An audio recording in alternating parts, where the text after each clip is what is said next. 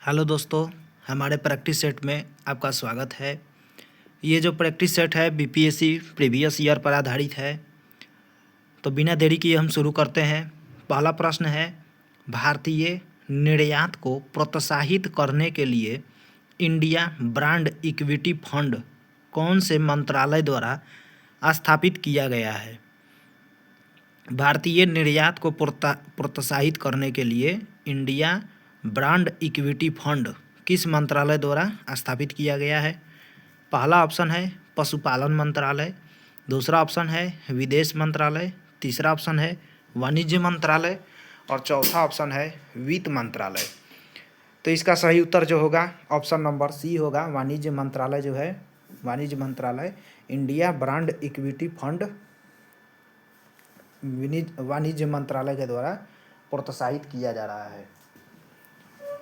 अगला प्रश्न है, एलएनजी के आयात के लिए भारत में पहला एलएनजी टर्मिनल कहाँ स्थापित किया गया है? एलएनजी का आयात भारत में पहला एलएनजी टर्मिनल कहाँ स्थापित किया गया है? पहला ऑप्शन है दहेज, दूसरा ऑप्शन है जवाहर पोर्ट, तीसरा ऑप्शन है गोरखपुर, चौथा ऑप्शन है कांडला।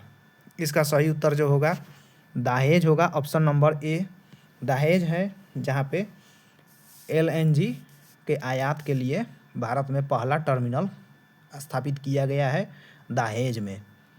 दूसरा प्रश्न है, वेल्थ ऑफ नेशन पुस्तक के लेखक कौन है? वेल्थ ऑफ नेशन ये पुस्तक है, तो इसके लेखक कौन है? पहला ऑप्शन है शशि थरूर, दूसरा ऑप्शन है गांधी जी, तीसरा ऑप्शन है नेल्सन मंडेला, चौथा ऑप्शन है एडम स्मिथ।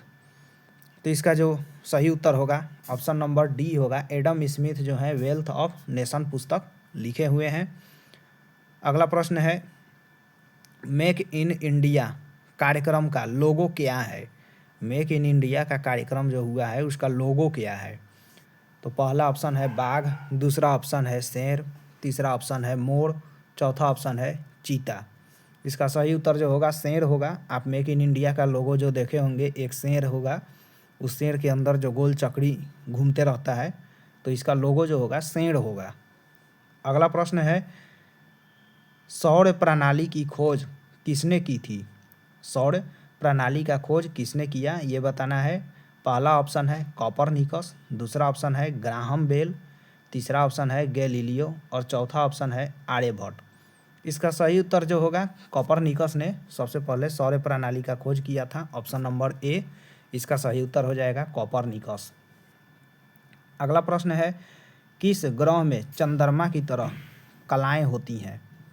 किस ग्रह में चंद्रमा की तरह कलाएं होती हैं ये बताना है।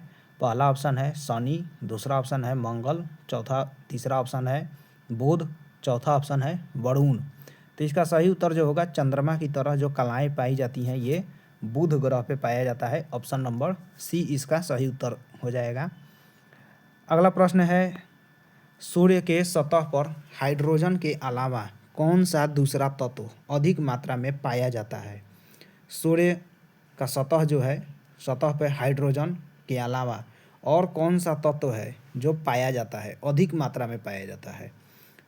तो इसका सही उत्तर जो होगा वो बताना है।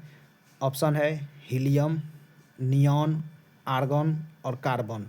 इसका सही उत्तर जो होगा हीलियम होगा। हीलियम आप पढ़े होंगे कि सूर्य के सतह पर हाइड्रोजन और हीलियम का संलयन होते रहता है। तो हाइड्रोजन हीलियम का जो संलयन होता है उसमें सबसे अधिकता जो हो जाएगी हीलियम हो जाएगी। तो आप इसको याद रखिएगा। अगला प्रश्न है, पृथ्वी के कुल द्रव्यमान का कितना प्रतिशत मेंटल पाया जाता है? पृथ्वी में कुल द्रव्यमान का मेंटल का जो प्रतिशत है वो बताना है। पृथ्वी का कुल द्रव्यमान 100%, उसमें मेंटल कितना प्रतिशत है ये बताना है। पहला ऑप्शन है 44%, दूसरा ऑप्शन है 66%, तीसरा है 68%, चौथा है 77%। इसका सही उत्तर जो होगा 68% होगा। 68% मेंटल पाया जाता है। पृथ्वी के द्रव्यमान में 68% मेंटल पाया जाता है। अगला प्रश्न है, फूलकड़ी लोक कला कहाँ प्रचलित है? फूलकड़ी एक लोक कला है, तो ये किस राज्य में प्रचलित है ये बताना है। पहला ऑप्शन है हरियाणा, दूसरा ऑप्शन है आंध्र प्रदेश, तीसरा है चेन्नई और चौथा है बिहार। तो फूलकड़ी जो है, फूलकड़ी ये हरियाणा का लोक कला है, हरियाणा का लोक कला है फूलकड़ी। अगला प्रश्न है कौन से सत्याग्रह में गांधी जी ने प्रत्यक्ष रूप से भाग नहीं लिया था? ये याद रखिएगा, ये जो अब ऑप्शन आ रहा है क्वेश्चन की तरह, भाग नहीं लिया था, ये याद रखिएगा। नहीं जो शब्द है इस पर ज़्यादा ध्यान दीजिएगा क्वेश्चन पढ़ते समय। तो कौन सा सत्याग्रह है जिसमें गांधी जी ने प्रत्यक्ष रूप से भाग नहीं लिया था? पहला है राजकोट, दूसरा है खेड़ा, तीसरा है वाईकोम और चौथा है मोपला। तो इसका सही उत्तर जो होगा वाईकोम, वाईकोम जो होगा, वाईकोम इसका सही उत्तर हो जाएगा। वाईकोम सत्याग्रह में गांधी जी प्रत्यक्ष रूप से भाग नहीं लिए थे। अगला प्रश्न है सोवियत संघ मित्र राष्ट्र के समूह में कब शामिल हुआ? सोवियत संघ जो है मित्र राष्ट्र के समूह में कब शामिल हुआ ये बताना है। ऑप्शन ए है 1912, ऑप्शन बी है 1941, ऑप्शन सी है 1934, ऑप्शन डी है 1951। इसका सही उत्तर जो होगा ऑप्शन बी होगा 1941। 1941 जो है उसी समय सोवियत संघ यानी रूस जो है मित्र राष्ट्र में शामिल हुआ था। अगला प्रश्न देखेंगे दिल्ली सल्तनत का वास्तविक संस्थापक कौन था? दिल्ली सल्तनत में वास्तविक संस्थापक किसे माना गया है? पहला ऑप्शन है इल्तुतमिश, दूसरा है इब्न बतूता, तीसरा है कुतुबुद्दीन ऐबक, चौथा है महमूद। तो इसका सही उत्तर जो होगा इल्तुतमिश हो जाएगा। इल्तुतमिश जो है दिल्ली सल्तनत का वास्तविक संस्थापक माना जाता है इल्तुतमिश को। अगला प्रश्न है एडोल्फ हिटलर का जन्म कब हुआ था? एडोल्फ हिटलर का जन्म कब हुआ था? पहला ऑप्शन है 2021, दूसरा ऑप्शन है 1954, तीसरा ऑप्शन है 1899 और चौथा ऑप्शन है 1888। एडोल्फ हिटलर जो है विश्व इतिहास से संबंधित है, इसको याद रखिएगा। ऑप्शन नंबर डी इसका सही उत्तर होगा। 1888 में हिटलर का जन्म हुआ था। द्वितीय विश्व युद्ध हुआ उस समय हिटलर था, ये याद रखिएगा। कौन सा लेखक सिकंदर के साथ आया था? इसमें से 4 ऑप्शन है, इसमें से बताना है कि कौन सा लेखक था जो सिकंदर के साथ आया था। पहला ऑप्शन है संग यून, दूसरा ऑप्शन है नियार्कस, तीसरा ऑप्शन है इब्न बतूता और चौथा ऑप्शन है फाहियान। तो इसका सही उत्तर जो होगा नियार्कस हो जाएगा। नियार्कस जो है सिकंदर के साथ आया था, सिकंदर का लेखक था। 15 प्रश्न है निम्न में से किसने अद्वैतवाद का सिद्धांत दिया था?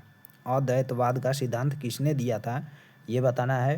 पहला ऑप्शन है रामानुजाचार्य, दूसरा ऑप्शन है माधवाचार्य, तीसरा ऑप्शन है गुरु गोविंद सिंह और चौथा ऑप्शन है शंकराचार्य। तो इसका सही उत्तर जो होगा शंकराचार्य जो थे अद्वैतवाद का सिद्धांत दिए थे। ऑप्शन नंबर डी इसका सही उत्तर हो जाएगा। अद्वैतवाद का जो सिद्धांत दिए थे शंकराचार्य दिए थे, ये याद रखिएगा। अगला प्रश्न है विश्व का सबसे ऊंचा ज्वालामुखी ओजेस डेल सलाडो कौन से पर्वतमाला में है? विश्व का, पूरे दुनिया का जो सबसे ऊंचा ज्वालामुखी है उसका नाम आप याद रखिएगा। ये एक बार पूछा था, ये जो है ओजोस डेल सेलाडो, ओजोस डेल सेलाडो ये विश्व के सबसे ऊंचा ज्वालामुखी है। तो आपको बताना है कि ये ज्वालामुखी जो है किस पर्वतमाला पर स्थित है। पहला ऑप्शन है एंडीज पर्वत, दूसरा है रॉकी पर्वत, तीसरा है पश्चिम घाट, ये पश्चिम घाट भारत में है, चौथा है हिमालय। तो आपको बताना है कि ये ओजोस डेल सलाड किस पर्वतमाला में है। तो इसका सही उत्तर जो होगा ये एंडीज पर्वत हो जाएगा। एंडीज पर्वत पे ये ओजेस डेल सेलाडो ये पर्वतमाला पर स्थित है, ज्वालामुखी है। अगला प्रश्न है भारत की दूसरी सबसे बड़ी जनजाति कौन सी है? भारत की दूसरी सबसे बड़ी जनजाति कौन सी है? पहला ऑप्शन है बंजारा, दूसरा ऑप्शन है मुंडा, तीसरा है गोंड और चौथा है संथाल। इसका सही उत्तर जो होगा गोंड जनजाति हो जाएगा। गोंड जनजाति है जो भारत में सबसे बड़ा और दूसरे नंबर पर आते हैं गोंड जनजाति। आप कमेंट करके बताइएगा कि पहले नंबर पे कौन सी जनजाति आती है, कमेंट करके आप जवाब दीजिएगा। अगला प्रश्न है विभिन्न देशों के बीच तेजी से एकीकरण को क्या कहते हैं? विभिन्न देशों के बीच तेजी से एकीकरण होता है उसे क्या कहा जाता है? पहला ऑप्शन है निजीकरण, दूसरा ऑप्शन है वैश्वीकरण, तीसरा है आधुनिकीकरण, चौथा है वैश्विक जुड़ाव। इसका सही उत्तर जो होगा वैश्वीकरण होगा, ऑप्शन नंबर बी। वैश्वीकरण जो है, वैश्वीकरण जिसको वैश्वीकरण का अर्थ होता है कि विदेशों में सारे देश बहुत तेज़ी से एक साथ जुड़ते हैं तो उसको वैश्वीकरण कहा जाता है। अगला प्रश्न है पहली बार यूरोपियन लीगल गेटवे ऑफिस का उद्घाटन कहाँ पर हुआ है? पहली बार यूरोपियन लीगल गेटवे ऑफिस का उद्घाटन कहाँ पर हुआ है? पहला ऑप्शन है नई दिल्ली, दूसरा ऑप्शन है पेरिस, तीसरा ऑप्शन है न्यूयॉर्क और चौथा ऑप्शन है इंग्लैंड। इसका सही उत्तर जो होगा नई दिल्ली हो जाएगा, ऑप्शन नंबर ए। नई दिल्ली में पहली बार यूरोपियन लीगल गेटवे ऑफिस का उद्घाटन हुआ है, नई दिल्ली में हुआ है। ये याद रखिएगा, नई दिल्ली में ये उद्घाटन हुआ है। अगला प्रश्न है रीयूनियन द्वीप कहाँ पर अवस्थित है?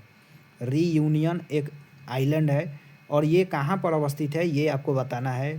पहला ऑप्शन है चीन सागर में, दूसरा ऑप्शन है प्रशांत महासागर में, तीसरा ऑप्शन है हिंद महासागर में, चौथा ऑप्शन है सार्गेसो सागर में। इसका सही उत्तर जो होगा ऑप्शन नंबर सी होगा, हिंद महासागर में है। रीयूनियन द्वीप जो है, रीयूनियन आइलैंड, ये हिंद महासागर में स्थित है। इसकी अवस्थिति याद रखिएगा। वर्ल्ड मैप जो होता है और इंडियन मैप ये भी इम्पोर्टेंट होता है, इससे 4-5 प्रश्न जरूर आता है। अगला प्रश्न है भारत के कौन से राज्य ने टाइडल फ्लडिंग को राज्य के खास आपदा घोषित किया है? भारत का कौन सा राज्य है जो टाइडल फ्लडिंग को राज्य के खास आपदा घोषित किया है? पहला ऑप्शन है केरल, दूसरा है मणिपुर, तीसरा है बिहार, चौथा है अरुणाचल प्रदेश। इसका सही उत्तर जो होगा केरल होगा। केरल राज्य जो है जो टाइडल फ्लडिंग को राज्य के खास आपदा घोषित किया है। अगला प्रश्न है भारतीय संविधान के कौन से भाग में निर्वाचन से जुड़े उपबंध दिए गए हैं? भारतीय संविधान में किस भाग में, भाग का नाम बताना है, किस भाग में निर्वाचन से जुड़े उपबंध दिया गया है? पहला ऑप्शन है भाग 13, दूसरा ऑप्शन है भाग 11, तीसरा ऑप्शन है भाग 3 और चौथा ऑप्शन है भाग 15। इसका सही उत्तर जो होगा भाग 15 में निर्वाचन से जुड़े उपबंध दिए गए हैं। अगला प्रश्न है पीएम मोदी जी ने राष्ट्र प्रेरणा स्थल का उद्घाटन कहाँ पर किया है? अभी अभी हमारे देश के प्रधानमंत्री नरेंद्र मोदी जी ने राष्ट्र प्रेरणा स्थल का उद्घाटन किया है। तो ये बताना है कि राष्ट्र प्रेरणा स्थल जो है कहाँ पर है। पहला ऑप्शन है पटना, दूसरा ऑप्शन है लखनऊ, तीसरा है कोलकाता और चौथा है नई दिल्ली। तो इसका जो उद्घाटन हुआ है लखनऊ में हुआ है, ऑप्शन नंबर बी इसका सही उत्तर हो जाएगा। मोदी जी ने लखनऊ में राष्ट्र प्रेरणा स्थल का उद्घाटन किया है। अगला प्रश्न है निम्नलिखित में से कौन सा त्यौहार बसंत ऋतु में उत्तराखंड के फसल का त्यौहार मनाया जाता है? उत्तराखंड में एक बसंत ऋतु में त्यौहार मनाया जाता है जो फसल से संबंधित है। तो आपको बताना है कि वो फसल से संबंधित जो त्यौहार है उत्तराखंड में बसंत ऋतु में मनाया जाता है उसका क्या नाम है? पहला ऑप्शन है पोंगल, दूसरा ऑप्शन है डोनाल्ड, तीसरा है फूलदेई, चौथा है बैसाखी। इसका सही उत्तर जो होगा फूलदेई होगा। फूलदेई त्यौहार जो है उत्तराखंड में बसंत ऋतु में फसल पर मनाया जाता है। अगला प्रश्न है किश्तवाड़ राष्ट्रीय उद्यान कहाँ है? किश्तवाड़ राष्ट्रीय उद्यान जो है ये कहाँ अवस्थित है, ये बताना है, किस राज्य में है। पहला ऑप्शन है उत्तराखंड, दूसरा है जम्मू कश्मीर, तीसरा है राजस्थान, चौथा है तेलंगाना। तो किश्तवाड़ राष्ट्रीय उद्यान जो है नेशनल पार्क ये जम्मू कश्मीर में स्थित है। ऑप्शन नंबर बी इसका सही उत्तर हो जाएगा। जम्मू कश्मीर में किश्तवाड़ नेशनल पार्क है, ये याद रखिएगा। ये हमारे तरफ से 25 प्रश्न का सीरीज है, इसमें हम 25 प्रश्न कराते हैं। ये आप जो है ये PYQ पर आधारित है, तो आपको PYQ की तैयारी यहीं से हो जाएगी। आप हमारे चैनल को सब्सक्राइब कर लीजिए। और भी यदि सीरीज आप देखना चाहते हैं तो हमारे प्लेलिस्ट में जाकर आप वीडियो देख सकते हैं। धन्यवाद दोस्तों।